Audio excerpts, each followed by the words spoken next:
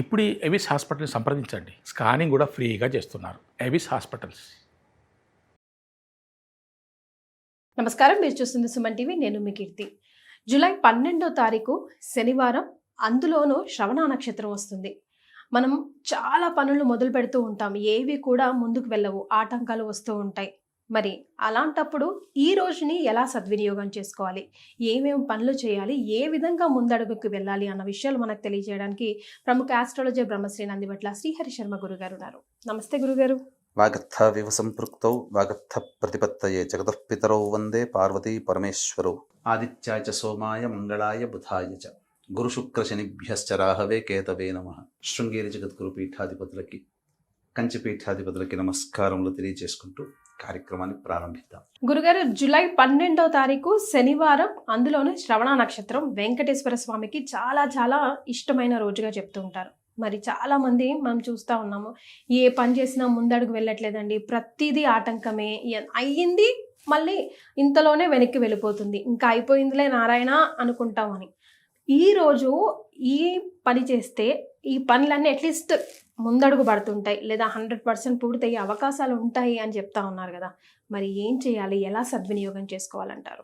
మీ మాటల్లోనే ఆగిపోయింది పని, అయిపోయింది నారాయణ అంటున్నారు కదా. గురుగారు, ఆ నారాయణుడి యొక్క జన్మ నక్షత్రము శ్రవణ నక్షత్రం.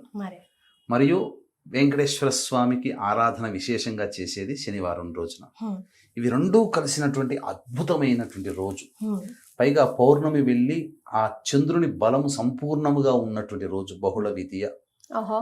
కాబట్టి అంటే బహుళ విధియ తదియ కూడా కలిసి వచ్చింది, అంటే అమ్మవారికి సంబంధించినటువంటి రోజు కూడా. కాబట్టి ఈ రోజున నారాయణుడి యొక్క జన్మ నక్షత్రం కాబట్టి నారాయణుని సంబంధించినటువంటి పని చేసినట్లయితే, నారాయణుడు దేనికి సంకేతము? మోక్షకారకుడు, అంటే మోక్షాన్ని ప్రసాదించేవాడు అని అర్థం. అయితే ఇక్కడ చేయవలసినటువంటి ప్రతి మానవుడు కూడా తన జీవితంలో ఎన్నో ప్రయత్నాలు చేస్తుంటుంటాడు. ఆ ప్రయత్నాల్లో అన్ని ఆటంకాలే ఇప్పుడున్నటువంటి కలియుగంలో. ఈ సిచ్యువేషన్ లో ఇప్పుడైతే అసలు ఏ పనులు, ఏ మనిషిని కదిలించినా కష్టమే, కష్టమైనటువంటి పనులు. అంతేకాకుండా పిల్లలకి వివాహాలు కాకుండా ఇబ్బంది పడుతుంటారు, సంతానాలు కలగకుండా ఇబ్బంది పడుతుంటుంటారు, తరచూ అనారోగ్యానికి పాలవుతూ ఉంటుంటుంటారు. అలాగే దాంపత్య సమస్యలు అనేటువంటివి ఉంటుంటుంటాయి. ముఖ్యంగా ప్రతి కుటుంబంలో కుటుంబ సభ్యుల మధ్య అవగాహన ఉండదు. ఇంకా చెప్పాలి అని అంటే, వివాహమై ఏళ్ళు గడుస్తున్నా సంతానం కలగదు, సంతానం కలగకుండా వివాహం అవుతున్నా దాంపత్యం నిలవలేటువంటిది. 1, 2, 3, 4 డైవర్స్లు అవుతున్నారు. అంతేకాకుండా చాలామంది సమస్యలు ఎట్లా ఉన్నాయనంటే, ధనపరమైన సమస్యలు. అనాలోచిత నిర్ణయం తీసుకొని డబ్బులు ఏదో ఒక దాంట్లో ఇన్వెస్ట్మెంట్ చేయడమో, లేకపోతే ఎవరికో ఒకరి చేతిలో పెట్టడము, తద్వారా ఏమైపోతుంది, ఆ డబ్బులన్నీ వేస్ట్ అయిపోయి గొప్పగా బ్రతికిన వాళ్ళు, ఫ్లైట్లో తిరిగిన వాళ్ళు స్కూటర్లో తిరగాల్సిన పరిస్థితి వస్తుంది. చాలామంది జీవితాలు ఇప్పుడు జరుగుతున్నదమ్మా. అంతేకాకుండా ప్రతి కుటుంబంలో కూడా ముందు ఒక అడుగు వేస్తే వెనక 2 అడుగులు లాగినట్టుగా ఏ పని ముందుకు సాగట్లేదు. వీళ్లతో పాటు కొంతమంది 1 సంవత్సరంలో వివాహం అవుతుంటుంది. ఆ వివాహమైన సందర్భంలో వీళ్ళతో పాటు వివాహమైన కొన్ని కుటుంబాలు చాలా ఉన్నత స్థితిలోకి వెళతాయి. వీళ్ళది మాత్రం ఎక్కడ వేసిన గొంగడి అక్కడ అన్నట్టుగానే ఉంటుంది. మరీ ముఖ్యంగా కొంతమంది జీవితాల్లో ఎన్నో పూజలు చేశాము, ఏ దైవము లేదు, తిరగని చెట్టంటూ లేదు, మొక్కని దైవం అంటూ లేదని చెప్పి వాపోతుంటారు. దేవుడు లేడు అని స్థితికి వస్తారు, అయినా వాళ్ళ పనులు పూర్తి కావు. అంతేకాకుండా గొప్పగా పనులు ప్రారంభం చేసేసి నష్టాల పాలైనటువంటి వాళ్ళు ఎంతోమంది. ఇప్పుడు వీక్షించేటువంటి ప్రేక్షకుల్లో ఎంతమంది లేరు సమస్యలు అనేటువంటి, ప్రతి వ్యక్తి సమస్యలతోనే బాధపడుతున్నాడు. కన్స్ట్రక్షన్ సగంలో ఆగిపోవడము, ఏదైనా జాగా అమ్ముడు పోకపోవడము, ఇల్లు దొరక్కపోవడం, ఇట్లా అనేక సమస్యలు. ఇప్పుడు డబ్బులు పెట్టుకుంటే రెడీగా ఇల్లులు కంటికి కనబడవు, ఏదో ఒక చోట ఫిక్స్డ్ చేస్తారు, అప్పుడు అన్ని మన ఇంటి పక్కన ఇల్లులు కనబడుతుంటాయి. కొనాలన్నా గృహపరమైనటువంటి కోరిక నెరవేరకపోవడం, సమయానికి డబ్బు అందకపోవడం, మంచి ఉద్యోగం, ఇలా 1, 2 ఒక రకమైనటువంటి సమస్య కాదమ్మా. ప్రతి మనిషి కూడా సమస్యలతో ఎదుర్కొంటున్నాడు అంటే అతని యొక్క జాతకరీత్యా ఈ అనేక రకాల సమస్యలు ఎదుర్కొంటున్నా అంటే జాతకంతో సంబంధం లేదమ్మా. ఇంకా ఖచ్చితంగా ఆ కుటుంబంలో పితృదోషం ఉన్నట్టే లెక్క. పితృదోషము లేదా పితృశాపము అని అంటే తండ్రి వైపు 6 తరాలు తల్లి వైపు 3 తరాల్లో దుర్మరణాలు గనక ఉన్నట్లయితే అది పితృదోషము లేదా పితృశాపంగా మారి ఇప్పుడు అనేక రకాల సమస్యలు ఎదుర్కోవడానికి అది మూల కారణం అవుతుంది. ఇది తెలియకుండా ఎన్నో రకాల పూజలు చేశాము, దేవుడు లేడు అని వాపోయేదానికంటే ఆ పితృదోషము పితృశాపం అనేది నివారించుకుంటే మంచిది. అందుకనే దీనికి ఈ పితృదోషము పితృశాపమునికి సంబంధించి నివారణ మార్గంలో కొన్ని తిథులు కొన్ని నక్షత్రాలు చెప్పబడి ఉన్నాయి శాస్త్రం ప్రకారం. ఆ సమయంలోనే చెయ్యాలి. కాబట్టి శ్రవణ నక్షత్రం విష్ణు నక్షత్రం కాబట్టి శ్రవణ నక్షత్రం రోజున ఎవరైతే ఈ పితృదోష నివారణ కార్యక్రమం జరిపించుకుంటారో వాళ్ళకి సంపూర్ణమైనటువంటి యోగం కలుగుతుంది. అందుకని దీన్ని దృష్టిలో పెట్టుకుని మన పీఠం ఆధ్వర్యంలో 12వ తారీఖు రోజున ఈ పితృదోష నివారణ కార్యక్రమం అనేది జరిపించడం జరుగుతుంది. 11వ తారీఖు రోజున బయలుదేరుతున్నాం. 12వ తారీఖు రోజున కార్యక్రమాన్ని సద్వినియోగపరుచుకొని మళ్ళీ 12 బయలుదేరి 13 కల్లా వస్తాం. కాకపోతే ఇక్కడ వీక్షించేటువంటి ప్రేక్షకుల్లో తెలియని విషయం ఏంటంటే గూగుల్లో వెతుక్కొని ఎక్కడ చేయిస్తున్నారని చెప్పి ఎవరి ప్రాంతానికి వాళ్ళ దగ్గరున్న ప్లేస్లోకి వెళ్ళిపోతున్నారు. కానీ ఒకప్పుడు ఈ సబ్జెక్ట్కి అంత డిమాండ్ లేదు. అంటే ఏంటి, అన్ని దుర్మరణాలు లేవు కుటుంబంలో. తద్వారా ఈ పితృదోషం కార్యక్రమం ఏదో కొద్ది మంది మాత్రమే చేసుకునేవాళ్ళు. కాబట్టి వాళ్ళ దగ్గరకు వచ్చినటువంటి వాళ్ళకి చక్కగా శాస్త్రీయంగా చేయించేవాళ్ళు. ఇప్పుడు డిమాండ్ పెరిగినప్పుడు ఏమవుతుంది, సప్లై తగ్గుతుంది. అంతే కదా సూత్రం. ఏమైపోతుంది, ఇలా వీళ్ళు డైరెక్ట్గా మన వీక్షించినటువంటి ప్రేక్షకులు తెలుసుకొని మనం చెప్పిన విషయాన్ని తెలుసుకొని డైరెక్ట్గా వెళ్ళిపోయి మాట్లాడుకోవడం వల్ల జరిగేటువంటి నష్టం ఏంటంటే మొట్టమొదలు మాట్లాడే వ్యక్తి ఒకరవుతారు, చేయించే వ్యక్తి ఒకరవుతారు. వీళ్ళని చూసిన తర్వాత వీళ్ళ తర్వాత ఇంకా మళ్ళీ చాలా మందికి చేయించాలి కాబట్టి తూతూ మంత్రంగా పురాణోక్తంగా చేయిస్తున్నారు. లిమిటెడ్ మెంబర్స్ తీసుకెళ్తాం. 30 మంది కంటే అసలు ఎక్కువ తీసుకెళ్ళామమ్మా. అంతేకాకుండా చాలా మంది ఇక్కడ ఏంటంటే యజ్ఞోపవీతం ఉన్నటువంటి వాళ్ళకేమో శ్రద్ధగా చేయిస్తున్నారు. యజ్ఞోపవీతం లేనటువంటి కులస్తులకి పూర్తిగా షార్ట్కట్లో చేసి పంపిస్తున్నారు. 4 గంటలు జరగాల్సినటువంటి పని పూజా కార్యక్రమం కేవలం 45 నిమిషాలు లేదా గంటలో జరిపించి పంపిస్తున్నారు. మీరు స్వయంగా చేయిస్తారా గురుగారు? దగ్గరుండి మా ఆశ్రమం ఉందమ్మా. కర్ణాటకలో మా సొంత ఆశ్రమం అనేది ఉంది. అక్కడ మేము ఈ కార్యక్రమాన్ని దగ్గరుండి మా ఆధ్వర్యంలోనే జరుగుతుంది.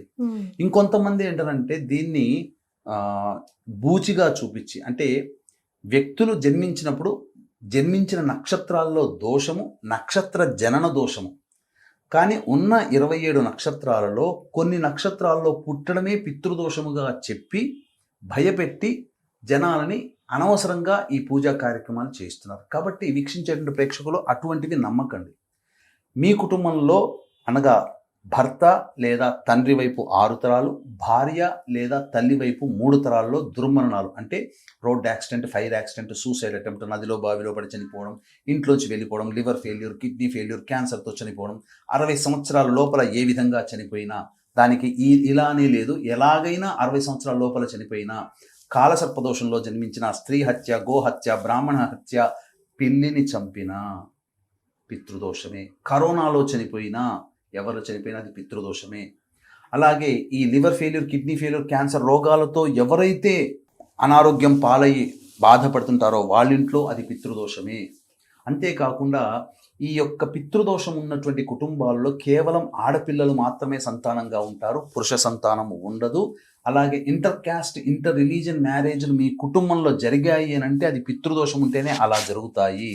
అంతేకాకుండా మీ పిల్లలు ఇప్పుడు inter caste, inter religion marriage చేసుకోవడానికి సిద్ధపడుతున్నారంటే పితృదోషం ఉంటేనే ఆ విధంగా ఉంటాయి. కాబట్టి తప్పకుండా ఇప్పుడు చెప్పినటువంటి సమస్యలు అనగా డబ్బు నష్టపోవడం కానీ, సంతాన పరంగా లేకపోవడం కానీ, దాంపత్యం లేకపోవడం కానీ, వివాహం కాకపోవడం కానీ, ఇక అన్ని రకాలుగా సమస్యలతో సతమతమవుతూ ఈనాడు రేపు ఎప్పుడు కరుణిస్తాడు దైవం అని చెప్పి దైవం గురించి ఆలోచించేదానికంటే ముందుగా ఈ పితృదోషం అనగా మీ కుటుంబంలో మోక్షాన్ని పొందినటువంటి అన్సాటిస్ఫైడ్ సోల్స్ అనేటువంటివి మీ వంశంలో ఉండడం వల్ల పితృదేవతని మోక్షాన్ని ప్రసాదించేది వంశాంకురాలుగా, వంశోద్ధారకులుగా మీరే.